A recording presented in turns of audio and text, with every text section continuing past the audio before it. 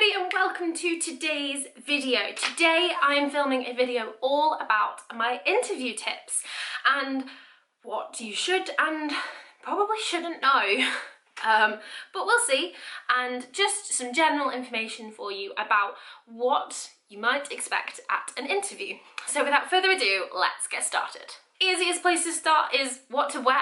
What shall I look like? Well, obviously you can't change yourself, so look like yourself. If you're someone that wears no makeup, then don't go and put a whole massive face of makeup on. It doesn't show who you are. You want to be who you are. So for me, I tend to wear some, but not a lot, not all the time. So all I've done is a basic level of foundation and some powder, some mascara and some lip balm, and that's it. Enough to cover some blemishes, and enough to make it look like I've got some eyelashes, but not overly doing it. And you really don't want to overly do it anyway. Hair. I have worn my hair up and back in a ponytail with some detail. I've done that because I tend to do that anyway, but also because if my hair is down, I mess, and I don't want to do that in an interview, and I don't recommend you do it either. So up and back, neat and professional, that's what you want to do. However you would think that looks. If you don't mess, go for it, wear your hair down. But again, don't do something that doesn't show who you are. So if you don't have curly hair and you have long straight hair and you don't curl it, then there's probably no point curling it. It doesn't show who you are. Dress. Well, dress is professional. You want to look smart. Nearly all bar one of my interviews that I've ever had for uni, for work, for general other stupid little tiny things, all of my interviews bar my latest job interview, in which I wore my professional tunic for my new job, I have worn this outfit, which is a blazer. In fact, I think it's from M&S, just a blazer, and this t-shirt, which is probably also from M&S, and just a necklace. Now, the necklace is purely because it probably breaks it up a little bit. Do I wear jewellery all the time? No, and I can sometimes get reactions, but I tend to wear something. This necklace is probably a bad example, makes a lot of noise, so you want something plain and simple. On my bottoms, I've just got smart black trousers, and I have left my nails blank. Again, I tend to wear very basic, plain coloured nail polish, and you really don't want to do something overly the top. And think about what you're going for an interview for. If you're interviewing for a healthcare job, then you don't want to wear really long, really fancy, lots of things on top nails. That doesn't give a good impression, and they won't allow it anyway. Other top tips: show up on time. A easy and really small thing is to just show up on time. You don't want to be too early, but you really don't want to be late. And if you're going to be late, then you really need to ring ahead. And an excuse such as "my train was delayed" is normally not okay. Whilst it's valid, it doesn't show off the impression that you were well prepared, let's just say that. So you want to be prepared, and if you're gonna risk it, then fine, but risk it is not a good biscuit. Get 2 earlier trains just in case. A snowstorm, on the other hand, a valid excuse. How to behave professionally. Be professional. Don't go in there and be drunk or smell. If you're a smoker, be very considerate and aware of that. And I'm going to be honest, if you're a smoker anyway, it stinks sometimes. So the less you smoke, the better. We all know that, but probably don't show up to an interview smelling of smoke. Not your best shout. Have everything you need. Sometimes interviewers will want to see things like your CPD. If you're professional based in the NHS, they also will always want to see your certificates, be that your GCSE, A star to C maths and English, whatever you've got, including your A-levels and your diploma or your university degree. They want to see them. If you've got a DBS, they will want to see that too, if you need one and you've already got one. Your proof of your work in the UK, Take more than you think you need. Take enough for a DBS if you don't have one already. They may want to photocopy it there and then in the off chance they give you the job. So for that, you'll need a passport, you'll need a driver's license, you might need your birth certificate, and some form of ID that shows you live in the area or you live and pay council tax is a really good way to put it. And make sure that the addresses are correct. If you've got multiple address documents, don't take multiple address documents. It doesn't do you any favours. Other things is take some water. You're going to be talking, so you're going to need some water. Make sure your phone's on silent. Make sure you're in, understandably for the weather, footwear. Don't wear heels if it's raining because you'll have wet feet and you'll be mad and angry at yourself, and that's not going to bode you well. Enough about tips, let's talk about some questions. So some of the questions that they may ask you, I'm going to go through now, and I'll start with ones they're more likely to ask and finish with some ones that they're less likely to ask. The first question that they are likely to ask you is, not definitely though, but the likely to, is why do you want this job? Or why do you want to work here? For this question you want to answer honestly, but you need to show you've done your research. If you why do you want to work here, honest answers can be, I've worked here before, like the trust, want to work here again. I've moved into the area and I've done some preliminary research and this shows up as quite a good location. You might say quite simply as, you want a new start and a new challenge. Why this job? That's one that you need a bit more oomph behind your answer for. So you want to be honest. Why do you want the job? If it's a new job because you're newly qualified to something, I want the job because I'm going to give my profession a go. I've just qualified and I'm eager to learn and I'm eager to try. If this is a job such as a healthcare assistant, why do you want the job? Have you done it before? Can you share on experiences that make you want to do this job? Is it a promotion for you, or is it a complete and utter new start and that you've previously been doing something in a shop and now you've decided you want to try healthcare? At the moment you've got an easy answer. You want to support the COVID crisis. Why should we choose you? A question that's quite hard to answer if you haven't prepared for. But why should we choose you? What makes you different to any other person? And at this point, they don't want your background. They don't want you to say, well, I went to this school and probably nobody else did. Not going to prove your point. And especially if you're looking at some jobs in the local area, saying that you went to uni here doesn't necessarily help you out because probably other people that went to uni there are staying in the area too. In fact, they may even have been your course mates. What makes you unique though? Have you had previous experience? Why should we choose you in general? Are you fun? Are you likable? Are you enjoying? Are you hardworking? Are you going to work well with the team, or are you going to just slag off? You need to be honest, and so if you're not the best team player, probably saying I'm a great team player is not the best place to start, because lying at an interview doesn't bode well if you then get the job and then show yourself to not be those qualities. Your team, or especially your boss, will not respect you. What skills make you an ideal candidate? Well, I'm doing another video on this topic around healthcare assistants, so check that video coming out very soon. But talk about the skills that you have. So you've got skills like, I'm a hard worker, I'm educated, but that's not really a skill about you, so they probably want to know about you. So what makes your skills? Are you organised? Are you neat? Are you tidy? Are you a hard worker? Do you get on with people well? Are you a people person? Are you friendly? Do you manage to cope well in stressful situations? What skills make you ideal for that job? Now, knowing that is going to be, look at the job description. They'll mention skills that they're looking for, and if you've got them, mention them.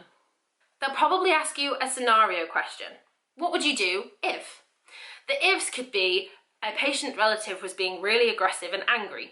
A patient was crying and didn't quite know what to do. A patient was unsure about their medications. What would you do? They might even ask you, what would you do if you found an unresponsive patient? And this will really show whether you know your knowledge about CPR, about raising an alarm, and all the things that come with it. So research more than you, or at least refresh your knowledge on those kinds of things they might ask you. This is based probably more for a healthcare assistant, but you could also qualify it for a shop worker or a teaching assistant. What would you do if a child was being a certain way? What would you do if a member of the public was being aggressive and rowdy towards a member of staff? Would you ring security? In regards to sort of jobs that might have involved a degree, such as nursing, therapies, even involving some kind of teaching, or potentially even along the lines of the police, they'll probably want more educated answers. So what they might even ask you things like, what would you do if a patient passed this test but failed this test? What would you do if you thought your patient had some sort of deficit in a certain area? What would you do if a member of the public was being like this and you needed to arrest them, and what section would you arrest them under? Knowing your stuff is really important, and it's expected of you. You're going to be paid a bit more and you're going to be doing a higher degree classification of job. So you need to know your stuff. What experience do you have, and how can you draw on those experiences in your new job? In this question, they're basically wanting to know evidence, and backing up any answer you give with evidence is always a good idea. And if you end up repeating yourself in this question, that's okay, not ideal though. So have as many possible scenarios in your brain as you can. And if you've worked in a couple of jobs, draw on different jobs. To be honest, probably some of the things that you could do involve mixing jobs.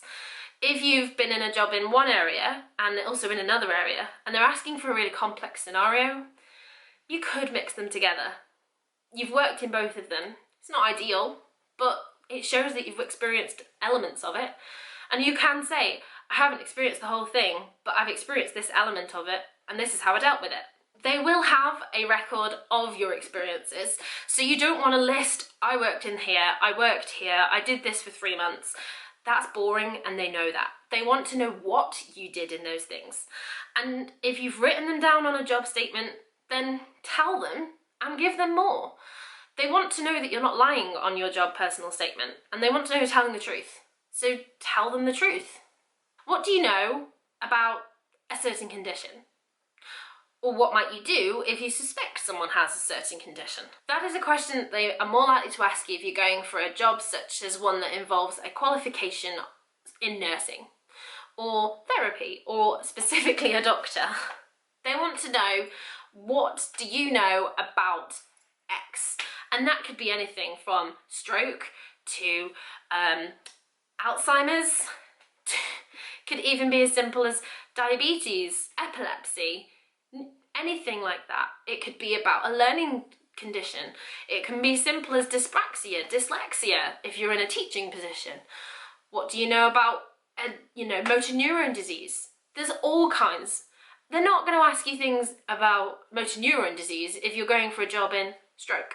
They're not going to ask you that. And they're not likely to ask you that if you're in a completely different area, is what I mean. If you're in midwifery, they're going to ask you things about relating to conditions with midwifery. Eclampsia, preeclampsia are more likely to come up than stroke, let's be honest. So research them, find out what you need to know and tell them. What are some of your strengths? Or what are some of your weaknesses? Or what are some of your strengths and weaknesses?